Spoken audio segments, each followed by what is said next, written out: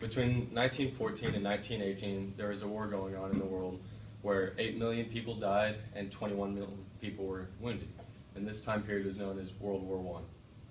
U.S. didn't enter the war until 1917 because they were against it from the beginning. And today I'm going to give you a brief overview of the things that are going on in the world that made Woodrow Wilson give his speech, the speech itself, and the effects of the United States entering the war. Let's start with the things that were going on that made Woodrow Wilson give his speech. Now, there were many things that were going on in the world that made Wilson deliver a war message. The war was going on in Europe in 1914, and History.com said Wilson didn't want to enter the war because it was in Europe and didn't really have anything to do with the United States. And Eyewitness History said that German submarines sunk a British ship, the Lusitania, in 1915. Now, the Lusitania was just a passenger ship. It wasn't a warship or anything, so Germans really did not have a reason to sink it. There was 1,924 people on this ship, and 1,119 of those people died, 114 of which were Americans. And the only reason the German nation fired on the ship was because they suspected that it was carrying weapons. They had no proof of that. And the killing of the Americans was the final blow that made Wilson decide that he wanted to enter the war. And Wilson sent a letter to Germany saying that sinking of the Lusitania was unnecessary and in a way threatened that if you continue what you're doing, we're going to enter the war. And this led to the Secretary of State resigning because he didn't want to take part in that. And First World War said that there was a Zimmerman telegram sent from Germany to Mexico that was telling Mexico if they were to invade the United States and help the war effort on Germany's side, that Mexico would receive the lands that they had lost in the Spanish-American War, from Texas over to California. Now that I've told you a little bit about why the United States decided to enter the war, let's talk about the speech itself. Heritage.org said that Wilson asked Congress to declare war on Germany on April 2nd of 1917. Now, the only reason Wilson got reelected is because he had kept them out of the war and had promised to keep them out of the war during all his presidency.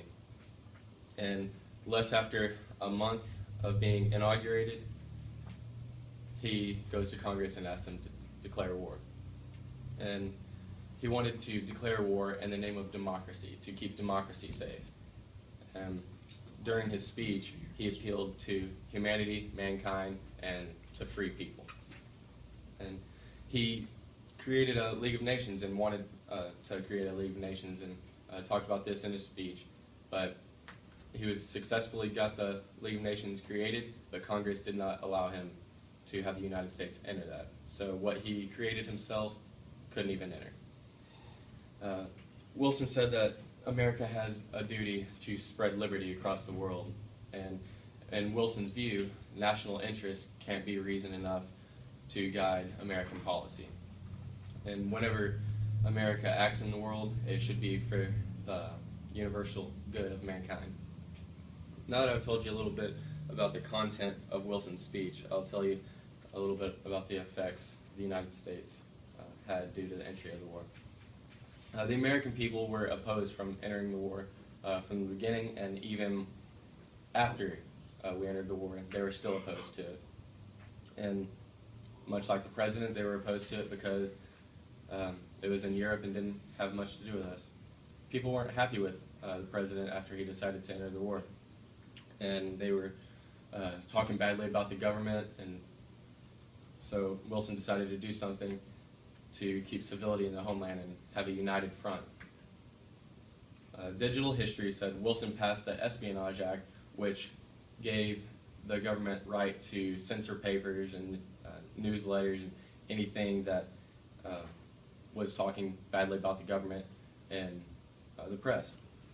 And if you were to violate this, you would have a $10,000 fine and 20 years in jail. And quickly following the Espionage Act was the Sedition Act. And the Sedition Act was similar to the Espionage Act, but it was verbal. If you were to go out in public or even in your own home, if someone were to go and tell the police that you're bad-mouthing the president and the government's decisions to enter the war or anything against the government, you would spend 5 to 20 years in jail. So, in essence, your right to free speech and the freedom of press were taken away from you.